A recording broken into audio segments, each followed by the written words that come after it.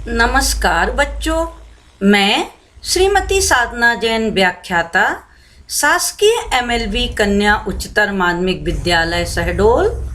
आज हम बात करेंगे कक्षा 12वीं विषय जीव विज्ञान के अंतर्गत पाठ 7 विकास के बारे में। मुख्य बिंदु इस तरह हैं: विकास का सामान्य परिचय, पृथ्वी की उत्पत्ति, पृथ्वी पर जीवन की उत्पत्ति और ऑक्सीजन क्रांति। पृथ्वी पर पाई जाने वाली जीवित वस्तुएं कब और कहां से आईं? क्या ये शुरू से इसी रूप में हैं? क्या इनके रूपों में क्रमिक परिवर्तन होता है? इन प्रश्नों का उत्तर पाने के लिए वैज्ञानिक शुरू से ही प्रयासरत रहे हैं। हालांकि इन प्रश्नों का उत्तर आज उन्हें मिल गया है। यहाँ पर पृथ्वी पर जो जीव पाए जाते हैं वे दो क्रमिक क्रियाओं, पहला जीवन की उत्पत्ति और दूसरा जीवन का विकास के द्वारा प्राप्त हुए हैं। आइए हम जानते हैं कि पृथ्वी की उत्पत्ति कैसे हुई। पृथ्वी इस ब्रह्मांड की एक छोटी सी इकाई है। ब्रह्मांड आकाश तथा अंतरिक्ष में बिखरे संपूर्ण सितारों एवं ग्रहों का एक सुव्यवस्थित और जटिल तंत्र है। वैज्ञानिकों का मानना है कि ब्रह्मांड की उत्पत्ति आज से 15 बिलियन वर्ष पूर्व ईलेम नामक पदार्थ से हुई है। यह 5000 डिग्री सेल्सियस से 6000 डिग्री सेल्सियस पर तब तक घने गैस बादल के समान था, जो इलेक्ट्रॉन, प्रोटॉन और न्यूट्रॉन का बना हुआ था। एबी लेमात्रे तथा गेमो के अनुसार इस गैसीय बादलों में पदार्थों के टकराव के कारण एक महाविस्फोट हुआ। वैज्ञानिकों ने इस घटना को बिग बैंग कहा। इसके फलस्वरूप इसके अंदर वर्तमान पदार्थों के कुछ अणुओं का निर्माण हुआ। यह विशाल बादल कालांतर में फैलकर असंख्य छोटे छोटे पिंडों में विभक्त हो गए। इन्हीं पिंडों से आकाशगंगा के सितारों का निर्माण हुआ। ग्रह तथा सितारों की उत्पत्ति की यह परिकल्पना बिग बैंग परिकल्पना कहलाती है। पृथ्वी पर जीवन की उत्पत्ति, origin of life on earth. पृथ्वी पर जीवन की उत्पत्ति के संबंध में पृथ्वी की भूगर्भीय संरचना तथा जीवाश्मों के अध्ययन ने अनेक प्रमाण प्रस्तुत किए हैं। प्राप्त प्रमाणों के अनुसार पृथ्वी पर जीवन की उत्पत्ति आज से लगभग 350 से 400 करोड़ वर्ष पूर्व हुई है।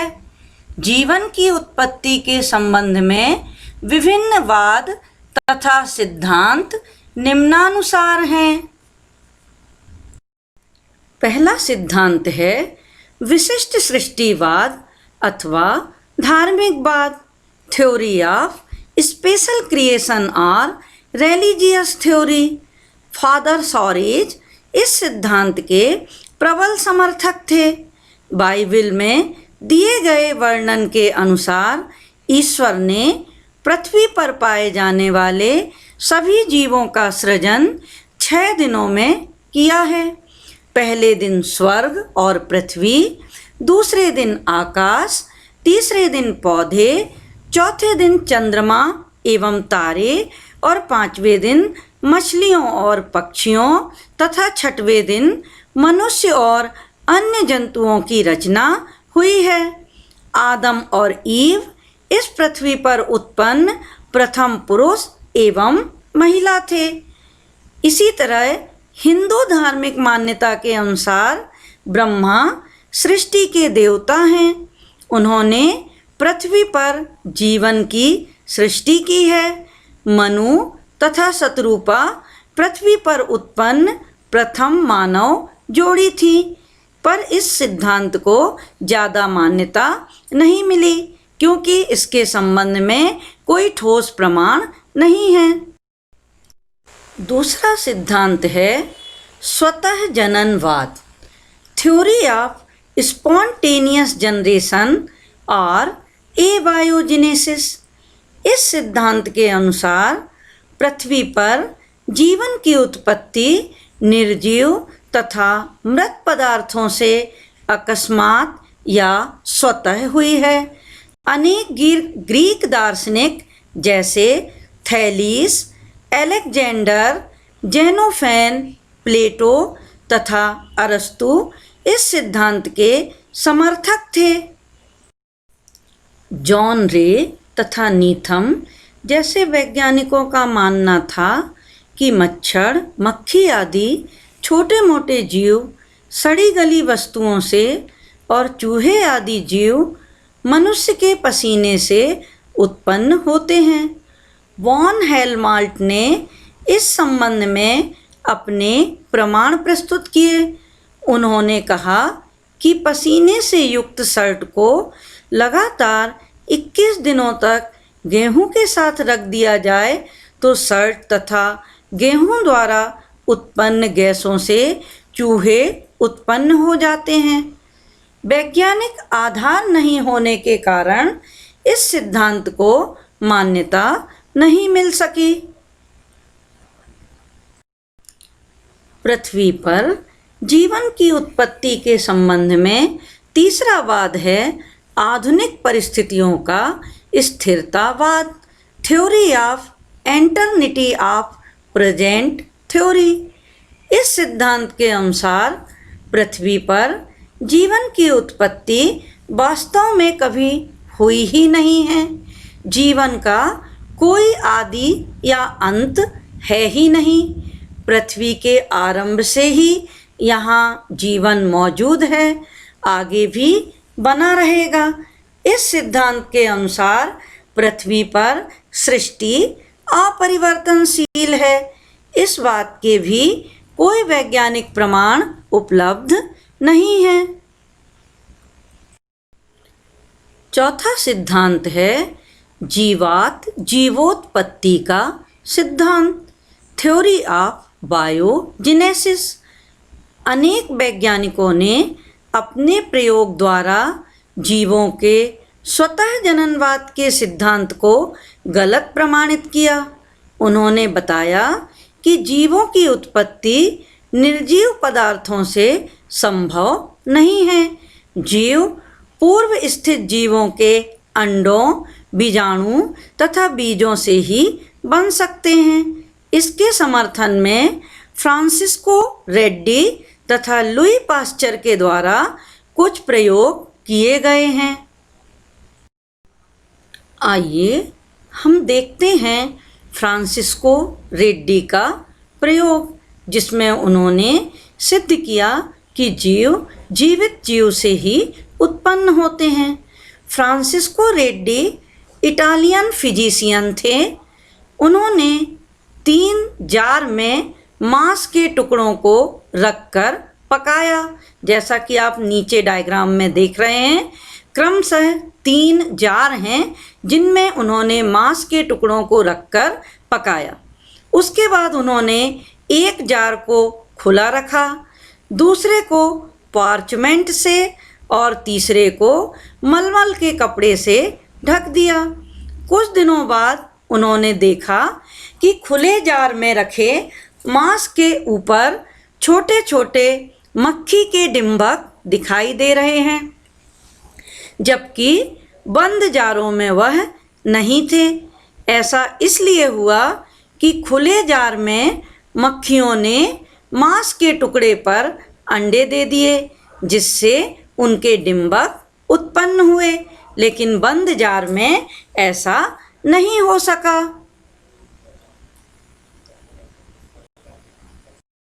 अब हम देखेंगे लुई पास्चर का प्रयोग।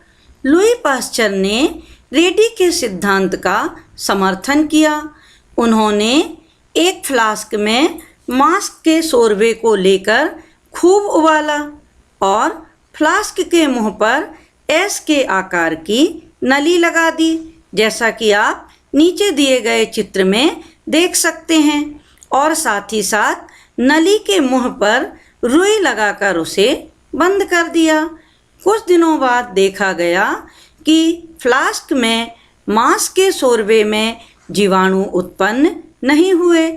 ऐसा इसलिए हुआ क्योंकि फ्लास्क के मुंह में लगी हुई रुई से हवा तो अंदर जा सकती थी, पर सूक्ष्म जीव अंदर नहीं जा सके।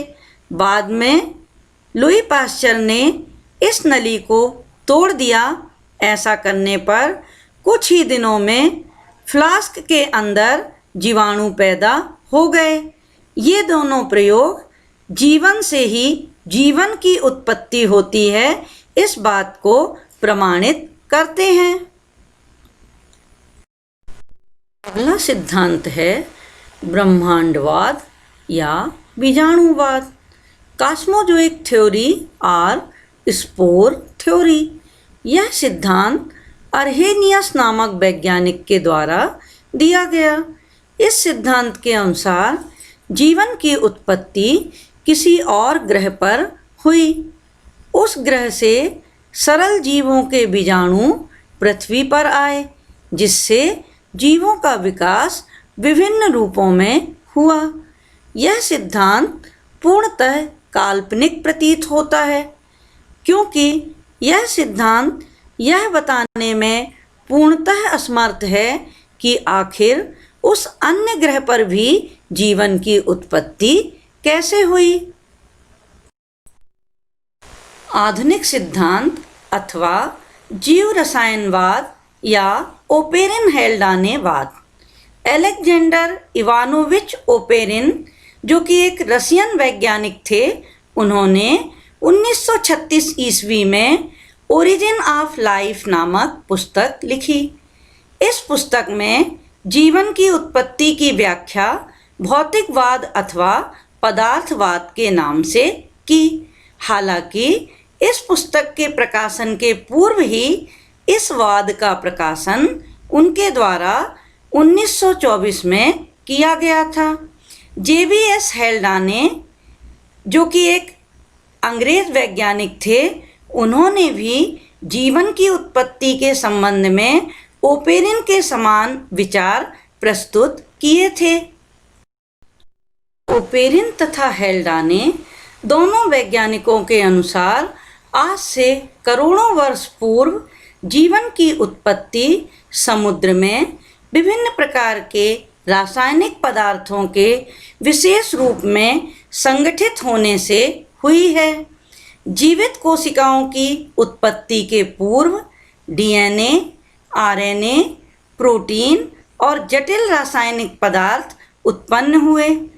आवश्यक ऊर्जा परावैगनी किरणों, विद्युत विसर्जन तथा रेडियो सक्रियता आदि से प्राप्त हुई।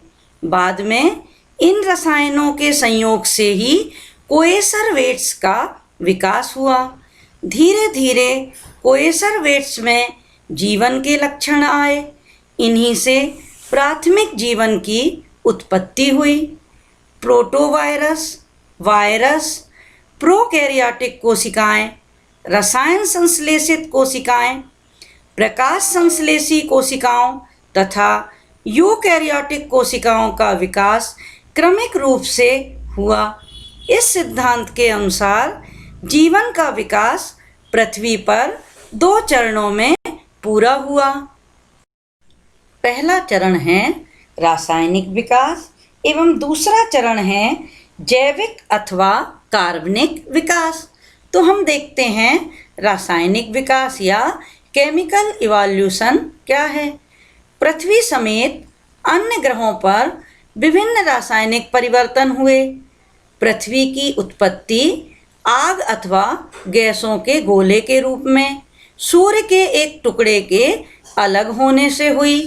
450 से 500 करोड़ वर्ष पूर्व पृथ्वी पर लोहा, निकिल, फास्फोरस कार्बन आदि पदार्थ थे, परंतु ऑक्सीजन नहीं थी। सबसे पहले परमाणु, फिर अणु, उसके बाद मीथेन, अमोनिया जैसे सरल यौगिकों का निर्माण हुआ। पृथ्वी का तापमान धीरे धीरे कम होने लगा। जल वाष्प के संघनित होकर पृथ्वी पर वर्षा के रूप में गिरने से और फिर जल वाष्प बनने की क्रिया लाखों वर्षों तक चलती रही और पृथ्वी पर समुद्र, नदी, झील आदि का निर्माण हुआ और फिर इसी समुद्री जल में जटिल यौगिक जैसे वसा, अमीनो अम्ल, प्रोटीन आदि का निर्माण हुआ। हेल्डे ने पदार्थों से भरपूर इस समुद्री जल को प्रीबायोटिक सूप कहा।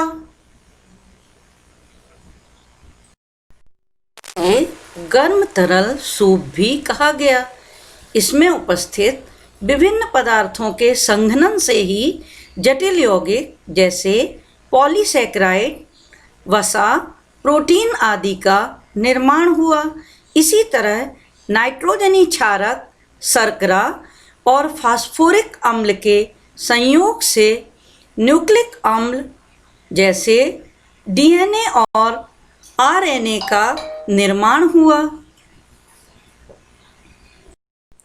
सेकंड चरण जैविक अथवा कार्बनिक विकास, बायोलॉजिकल और ऑर्गेनिक इवोल्यूशन। पूर्व प्राथमिक वस्तुओं से जीवन की उत्पत्ति निम्न चरणों में पूरी हुई होगी।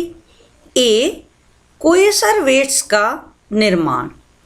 समुद्री जल में उपस्थित प्रोटीन के अणु आपस में अभिक्रिया करके कोलाइडी कण बने। इनकी सतह पर आवेश था। इनसे दूसरे आवेशित अणु चिपकने लगे। इस प्रकार बड़े कोलाइडी अणु बने जिसे सिडनी के वैज्ञानिक फॉक्स ने माइक्रोस्फीयर्स कहा। ओपेरिन ने अपने प्रयोगों में देखा कि विरोधी आवेश वाले माइक्रोस्फीयर्स आपस में मिलकर और भी ज़्यादा घना और बड़ा रूप ले लेते हैं। इन कणों को ही कोएसरवेट्स कहा गया, अर्थात कोएसरवेट्स का निर्माण माइक्रोस्फीयर्स के आपस में जुड़ने से हुआ। यह कोशिकीय और अकोशिकीय जीव के बीच की कड़ी कहलाते हैं। स्वतंत्र जीन का निर्माण। कोएसरवेट्स में अधिशोषण का गुण था, अर्थात यह अपने आसपास से जल और जल में घुले हुए पदार्थों को अवशोषित कर रहा था। यह अणु बार बार विभाजित होकर माइक्रोस्फीयर्स या सिडनी फॉक्स में बदल रहे थे और लाइपोप्रोटीन की झिल्ली और नाभिकीय अम्ल से मिलकर इवायोन्ट का निर्माण हुआ। नाभिकीय अम्ल में स्वादिगुणन की क्षमता होती है और ओपेरिन ने इसे ही जीन कहा। अगला है प्राथमिक जीवों का निर्माण। पृथ्वी पर प्रारंभ में मोनेरा प्रकार अर्थात प्रोकैरियोटिक जीव और प्रोटिस्टा प्रकार अर्थात यूकैरियोटिक कोशिकाओं का निर्माण हुआ। स्वपोषी जीवों की उत्पत्ति। स्वपोषी अर्थात जो अपने पोषण को स्वयं प्राप्त करें। क्या हो रहा था उस समय कि अनाक्षी विषमपोषी जीवों की मात्रा बहुत बढ़ गई थी और इस कारण जल में कार्बनिक भोजन की मात्रा कम होने लगी थी। इसलिए स्वपोषी जीवों का विकास हुआ। समुद्री जल में उत्पन्न अनाक्षी विषमपोषी जीव जल से कार्बनिक पदार्थों को पोषण के रूप में ग्रहण करते थे। इनकी संख्या लगातार बढ़ती गई और जल में कार्बनिक पदार्थों की मात्रा कम होने लगी। इससे भोजन के प्राकृतिक स्रोत समाप्त होने लगे। अतः जीवों में पहले रासायनिक स्वपोषण का विकास हुआ, उसके बाद फिर जीवाणु क्लोरोफिल और फिर सत्य क्लोरोफिल की उत्पत्ति हुई। प्रकाश संश्लेषण की क्रिया में पहले H2S यानी हाइड्रोजन सल्फाइड का उपयोग होता था, पर अब जल का उपयोग होने लगा, और जब जल का उपयोग हुआ तो स्वतंत्र ऑक्सीजन उत्पन्न हुई। ऑक्सीजन के अणुओं के द्वारा ओजोन का निर्माण हुआ, जो वायुमंडल के ऊपरी भाग में एकत्रित होकर ओजोन परत का निर्माण कर सकी। यूकैरियोटिक कोशिका की उत्पत्ति। वायुमंडल में ऑक्सीजन के निर्माण के साथ जीवों में होने वाला अनाक्षी श्वसन धीरे धीरे आक्षी श्वसन में परिवर्तित हो गया। इससे कोशिका को 20 गुना अधिक ऊर्जा मिलने लगी। कोशिका के अंदर माइटोकॉन्ड्रिया की उत्पत्ति हुई। वेलिन नामक वैज्ञानिक के अनुसार 2 या 2 से अधिक प्रोकैरियोटिक कोशिकाओं के आपसी सहजीवन से यूकैरियोटिक कोशिकाओं का विकास संभव हुआ। हम देखें ऑक्सीजन क्रांति या ऑक्सीजन रिवॉल्यूशन क्या है। यह प्रश्न अक्सर परीक्षा में पूछा जाता है। प्रारंभ में पृथ्वी पर स्वतंत्र ऑक्सीजन नहीं थी। प्रकाश संश्लेषण की क्रिया के बाद वातावरण में ऑक्सीजन के मुक्त होने की घटना को ही ऑक्सीजन क्रांति कहा गया। ऑक्सीजन क्रांति के कारण निम्नलिखित परिवर्तन संभव हो सके। पहला, ऑक्सीजन की उपस्थिति के कारण पूर्व का अपचायक वातावरण ऑक्सीकारक हो गया, अतः पुनः रासायनिक विकास की संभावना समाप्त हो गई। दूसरा, पृथ्वी के वायुमंडल के ऊपरी भाग में ओजोन परत का निर्माण हुआ, जिससे पृथ्वी पर जीवित कोशिकाओं को नष्ट करने वाली परावैंगनी किरणों का पृथ्वी तक आना रुक गया। ऑक्सीजन की सहायता से मीथेन का ऑक्सीकरण CO2 तथा जल में हो सका। इस प्रकार प्रकाश संश्लेषण के लिए आवश्यक CO2 की मात्रा में लगातार वृद्धि हुई। चौथा, आदि वायुमंडल में उपस्थित अमोनिया का ऑक्सीजन के द्वारा विघटन नाइट्रोजन तथा जल में हुआ, जिसके कारण जीवों का विकास और तेजी से संभव हुआ। तो आइए अब हम पृथ्वी पर जीवन की उत्पत्ति को सारांश में समझ लेते हैं। सबसे पहले स्वतंत्र परमाणु जैसे हाइड्रोजन, कार्बन, नाइट्रोजन, ऑक्सीजन आदि का निर्माण हुआ। उसके बाद अणुओं की उत्पत्ति और सरल अकार्बनिक पदार्थों की उत्पत्ति हुई, जैसे जल, अमोनिया आदि। फिर सरल कार्बनिक यौगिक जैसे कि methane, fatty acid, glycerol, amino अम्ल, नाइट्रोजिनस बेसेस जैसे कि प्यूरिन्स और पिरामिडिन्स की उत्पत्ति हुई। उसके पश्चात जटिल कार्बनिक यौगिक जैसे पॉलीसैकेराइड्स, फैट, प्रोटीन, न्यूक्लियोटाइड्स और न्यूक्लिक अम्लों का निर्माण हुआ। फिर प्रीबायोटिक अणु उत्पन्न हुए। प्रीबायोटिक अणु जटिल कार्बनिक अणु, न्यूक्लियो, प्रोटीन आदि थे। उसके पश्चात प्रोकैरियोटिक जीवों अर्थात ऐसे जीव जिनके पास व्यवस्थित नाभिक नहीं था और जिनके पास 70S प्रकार का राइबोसोम होता है, जिनकी कोशिकाएं कम विकसित होती हैं, इनकी उत्पत्ति। और फिर सबसे अंत में यूकैरियोटिक जीवों की उत्पत्ति हुई, जिनके पास व्यवस्थित नाभिक भी होता है, 80S प्रकार का राइबोसोम, माइटोकॉन्ड्रिया आदि उपस्थित होते हैं, इनकी उत्पत्ति हुई। तो इस तरह से हमने पृथ्वी पर जीवन की उत्पत्ति कैसे हुई यह जाना। Thank you. तो आइए हम देखें पृथ्वी पर जीवन की उत्पत्ति कैसे हुई। सबसे पहले स्वतंत्र परमाणु बने, जैसे हाइड्रोजन, कार्बन, नाइट्रोजन, ऑक्सीजन। उसके बाद अणुओं की उत्पत्ति और सरल अकार्बनिक पदार्थों की उत्पत्ति हुई, जैसे पानी, अमोनिया आदि। उसके बाद सरल कार्बनिक यौगिकों की उत्पत्ति हुई, जैसे methane, fatty acid, glycerol, amino अम्ल, नाइट्रोजनस बेसेस आदि। इसके बाद जटिल कार्बनिक यौगिकों की उत्पत्ति हुई और ये जटिल कार्बनिक यौगिक थे polysaccharides, fat, protein, nucleotide, nucleic acid आदि। फिर इसके पश्चात जटिल प्रीबायोटिक मॉलिक्यूल बने, जैसे कि जटिल कार्बनिक अणु, न्यूक्लियोप्रोटीन आदि का निर्माण हुआ।